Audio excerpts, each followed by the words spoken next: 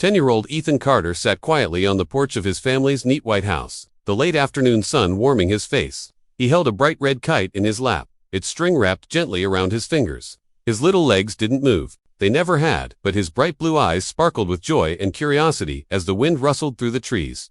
Before watching full story, comment below from where you watching. Also like and subscribe for more stories. Mom, when is Dad coming home? Ethan asked, his voice hopeful. His mother, Sarah, stepped onto the porch, wiping her hands on a dish towel. She had kind brown eyes, soft features, and a voice that always made Ethan feel safe. Soon, sweetheart. He promised he'd be back in time to fly the kite with you, she said with a gentle smile. Ethan's fingers trembled with excitement as he held the spool. I think it wants to fly now, he whispered, lifting the kite. The wind picked up, tugging it from his grasp. It soared a few feet into the air before drifting down onto the neatly trimmed grass in front of the porch. Ethan giggled and clapped. Did you see that, Mom? It's like magic. Sarah smiled, but her heart ached. I saw, baby, it's beautiful. Ethan looked longingly at the kite, then at the kids across the street, running and chasing theirs.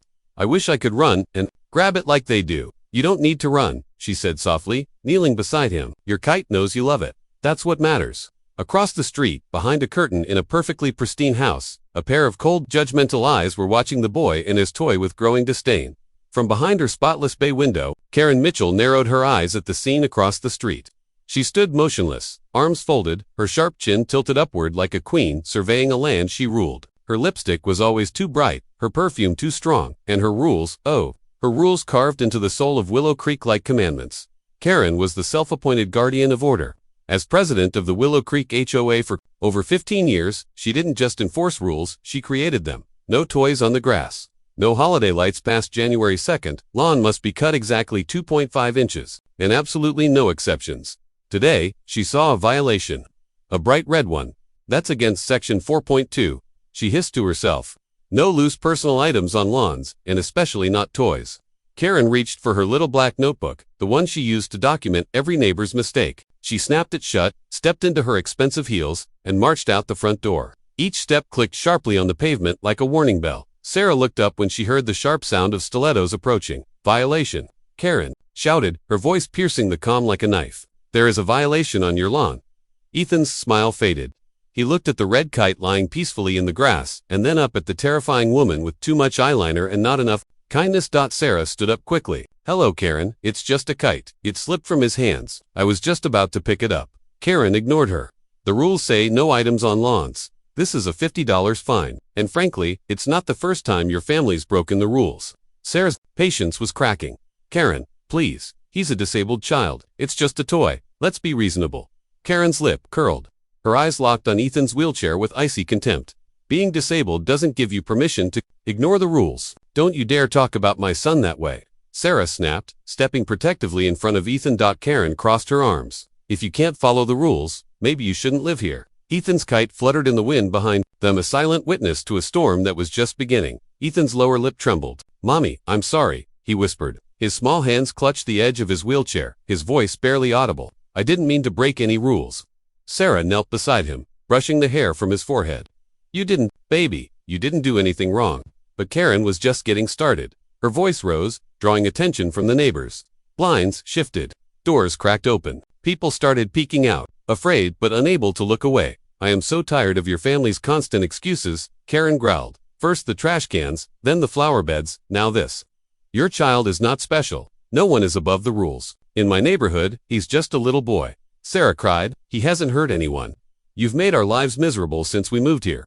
That's because you don't belong here, Karen snapped. Willow Creek is for normal families who respect structure. You're a monster, Sarah said, her voice shaking with fury. You enforce your rules like a dictator. You're not protecting a neighborhood, you're destroying families. Karen's face twisted into something unrecognizable. She reached into her handbag and pulled out a small silver handgun, polished cold and horrifying. Gasps came from the gathering neighbors. Several took a step back. Mrs. Lopez clutched her chest. Mr. Jenkins dropped his phone. Sarah's eyes widened. Karen, no, put that away. You're scaring him. Good, Karen hissed. Maybe now you'll understand what consequences feel like. The gun wavered in her trembling hand. Her mind was no longer thinking logically, just fire, fury, and delusions of control. Ethan screamed, Mommy. Sarah threw herself in front of his wheelchair, spreading her arms wide. Karen, stop. This isn't who you are. Oh, this is exactly who I am. Karen spat. The one who keeps order. No more special treatment. No more bending the rules. You want chaos? Fine. And then she pulled the trigger. Bang. A deafening silence followed the sound. Ethan's body jerked. Blood bloomed across his chest like a horrible flower. His hands went limp, and the red kite slid from his lap to the blood-soaked grass. Sarah's scream tore through the street like a siren. She collapsed beside her son, her hands already slick with blood. Karen stood frozen, gun still in hand, expression blank. He was breaking the rules, she muttered. You all saw it. He was always a problem. No one moved. The wind picked up the red kite and carried it slowly down the street, as if Ethan's soul had taken flight. Before anyone could stop it, the distant sound of sirens echoed through the quiet streets as a large, black pickup truck turned the corner into Willow Creek. Jack Carter, former Navy SEAL, was finally home a few hours early, hoping to surprise his son. He had spent weeks away training new recruits. But all he could think about was that red kite Ethan had been so excited to fly. As his truck rolled closer to his house, Jack's brow furrowed. Flashing lights, police cars, an ambulance. A small crowd gathering on his front lawn. Something was wrong. He slammed the brakes and jumped out, heart pounding. Jack, a voice called. Mr. Jenkins, pale and breathless, rushed toward him. What happened? Jack demanded. Where's Ethan? The old man's voice cracked. It's Karen. She shot him. She shot your little boy. Time froze. The world spun. What did you just say to me? Jack's voice was a low growl, like thunder before a storm. She had a gun. She pointed it right at him. It was horrible. She killed him, Jack. Jack ran fast, straight to the porch, where Sarah knelt, her arms wrapped tightly around Ethan's small, lifeless body. Blood covered the ground. The red kite lay beside them, stained and still. No. Jack dropped to his knees. Ethan, Sarah sobbed uncontrollably, rocking back and forth. She shot him, our baby, over a kite. Jack's hands trembled as he touched Ethan's face. It was still warm, but his bright blue eyes were closed forever. Jack had seen death in war. He'd lost brothers in battle, watched enemies fall, but this was different. This was his child, his joy, his reason for living. I should have been here, he whispered. I should have protected him. He couldn't have known, Sarah cried. No one could have imagined she'd go this far. Jack turned, scanning for Karen, but she was already gone, handcuffed in the back of a police car. The officers approached. Sir, we need to ask you some questions. Jack nodded, silent. On the outside.com, but inside, his heart screamed a promise. To his son, she's going to pay for this. He whispered, I swear to you, Ethan, Daddy will make her pay. The next few days felt like walking through ash. Jack didn't sleep. He didn't eat. He buried himself in the only thing he could control now, uncovering the truth. Karen Mitchell had taken his son. That wasn't an accident. That was the final act of someone who had spent years poisoning a community. Jack started with the neighbors. He knocked on Mrs. Lopez's door first. She opened slowly, her eyes red from crying. I'm so sorry, Jack, she said, her voice trembling. I should have said something sooner. Tell me everything, he said. She looked around nervously and pulled him inside. Karen hated your family from the beginning. At HOA meetings, she always called Ethan a nuisance. She said disabled kids didn't belong in her neighborhood. She said she'd force you out if you didn't obey every single rule. Jack's jaw clenched. Did she ever say she'd hurt him? Mrs. Lopez hesitated, then nodded. Not directly. But she said she'd make your lives unbearable until you left. Jack went house to house. Mr. Jenkins shared how Karen had fined him. $1,000 because his rose bushes were too wild. I'm a veteran, Jack, he said. I had to sell my car to pay her fine. She threatened to take my house. A single mother named Mrs. Peterson said Karen charged her $500 because she hung a tire swing for her kids. I worked double shifts just to cover it, she said. She wanted me gone. A father named Dave shared that Karen forced them to remove their autistic son's basketball hoop. She said the sound of bouncing balls disturbed the peace. It broke his heart. Each story added a new layer to the horror. Karen hadn't just bullied them, she had systematically targeted the vulnerable, the elderly, the disabled, and the single parents, anyone she could dominate. But Jack wasn't done. He used every military connection he had. Old friends who owed him favors. Investigators, forensic accountants. The results were staggering. Karen had embezzled tens of thousands from the HOA. Money meant for parks and repairs had funded her designer bags, vacations to Europe, and high-end jewelry. She'd falsified records, created fake maintenance costs, and pocketed the difference. Jack collected the documents in a thick folder. When he finally sat down across from Detective Maria Torres, she looked at the evidence and whistled. You've been busy. She's not just a murderer, Jack said coldly. She's a predator hiding behind a clipboard. The detective nodded slowly. We're going to make sure she never hurts another soul again. Jack Carter stood at the center of Mr. Jenkins' garage, surrounded by faces that looked equal parts afraid and exhausted. 20 families had shown up, more than he expected. All of them had one thing in common. They had suffered under Karen Mitchell's rule. Jack placed the thick evidence folder on a folding table. "She didn't just kill my son," he began. "She's been bleeding all of us dry for years. With fake fines, intimidation, threats, and now, murder." He opened the folder, displaying bank records, forged expense reports, luxury purchases paid for with HOA money. Gasps filled the room. "She spent your HOA dues on shopping sprees in Milan, spa trips in Scottsdale, and first-class flights. Meanwhile, our roads are cracked, the park swings are rusted, and your kids are being punished for having toys in their yards." Mrs. Peterson stepped forward, her voice tight with anger. "She'll fine me $500 for a tire swing.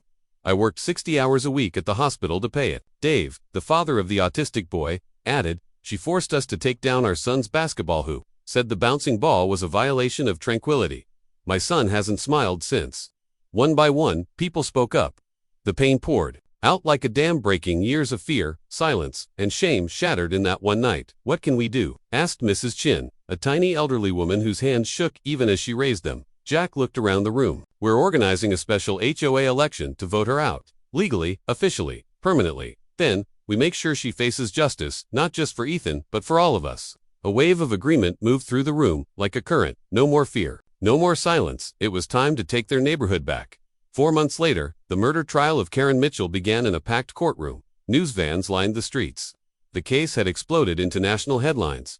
HOA president shoots disabled boy over kite. People everywhere wanted to see justice done. Inside the courthouse, Jack and Sarah sat silently at the front of the gallery. Sarah gripped Jack's hand. He stared ahead, unmoving, his face calm, his eyes full of fire. The prosecutor, Jennifer Walsh, a seasoned no-nonsense attorney, addressed the jury. "This was no accident," she said. "Karen Mitchell was not acting in fear or self. She aimed a gun at a 10-year-old child in a wheelchair and pulled the trigger because she hated that he broke her rules." One by one, witnesses took the stand. Mrs. Lopez broke into tears, describing how Karen called Ethan a nuisance and said disabled children lowered property values. Mr. Jenkins shared how she nearly took his home because of rose bushes. Dave explained how she targeted his autistic son and forced him to remove his only joy, his basketball hoop. Mrs. Peterson, the nurse, told the jury about Karen's outrageous fines and threats that nearly drove her out of the neighborhood. Each story painted the same picture: a woman obsessed with control, drunk on power, and completely devoid of compassion. Then came Sarah's testimony. She described Ethan's love for his kite, his laughter, his joy, his longing to be like the other children. "He never complained, not once," she said through tears.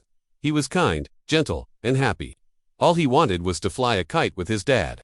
When Jack took the stand, the room fell completely silent. He looked directly at the jury. "She aimed the gun," he said, voice steady. "She looked my son in the eyes and pulled the trigger. That wasn't fear. That wasn't stress.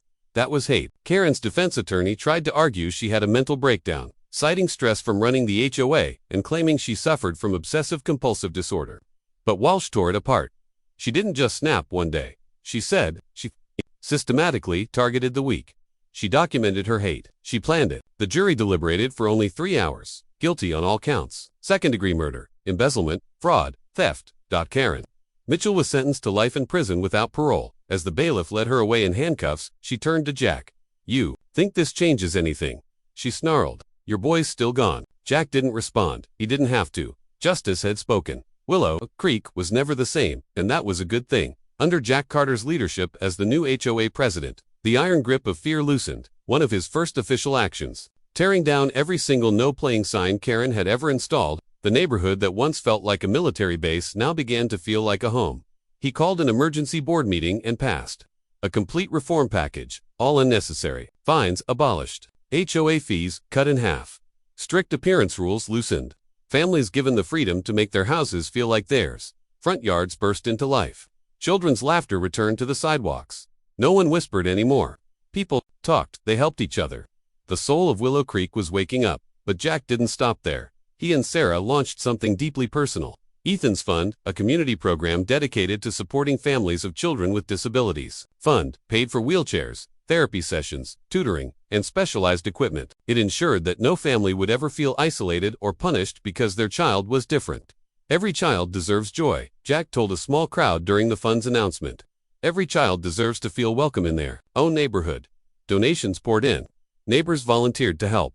Local businesses joined in. Within weeks, Ethan's Fund was helping families far beyond Willow Creek. At the park, Once rusted and forgotten, a new playground was built, complete with wheelchair ramps, sensory-safe areas, and colorful murals painted by the community. On its entrance hung a hand-carved wooden sign, "Ethan's Place, where every child belongs." Sarah stood beneath it one morning, watching a group of children chase kites across the grass. One little boy stumbled, then laughed as he got back up. She smiled through her tears.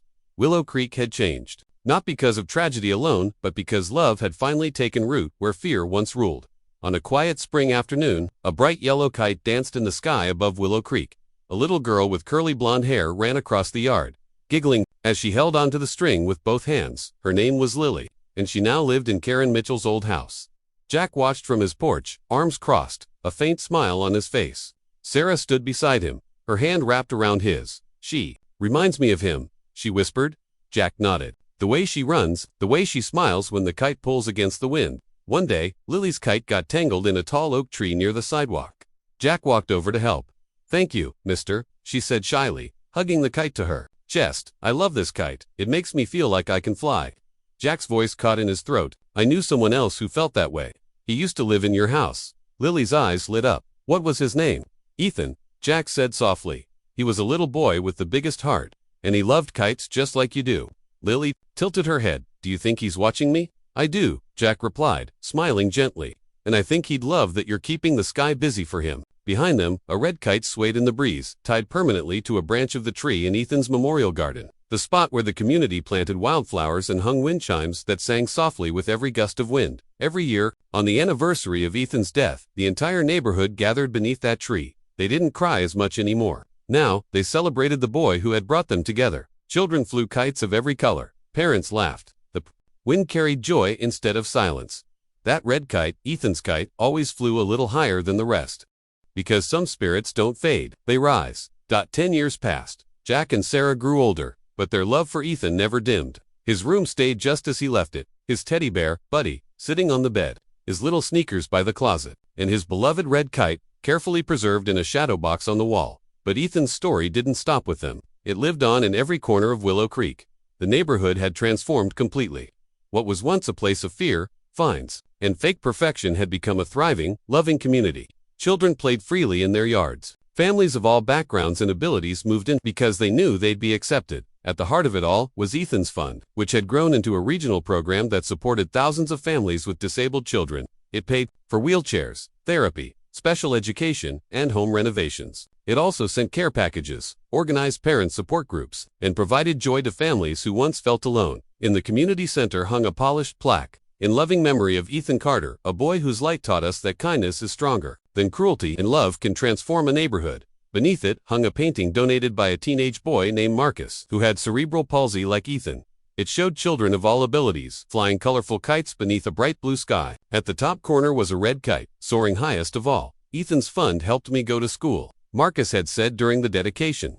"I painted this to show what I imagine, Ethan watching over all of us."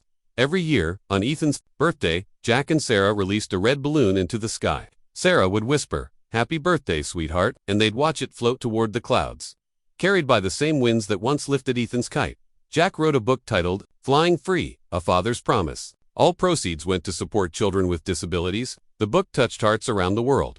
Letters poured in. One read, "Because of your son's story, our daughter now feels seen, loved, accepted." On the 10th anniversary of Ethan's passing, the whole neighborhood held a kite festival. Hundreds gathered. Dozens of kites danced above Willow Creek, red, yellow, blue, and green, but one stood out. Ethan's, still flying, still strong, still leading the way.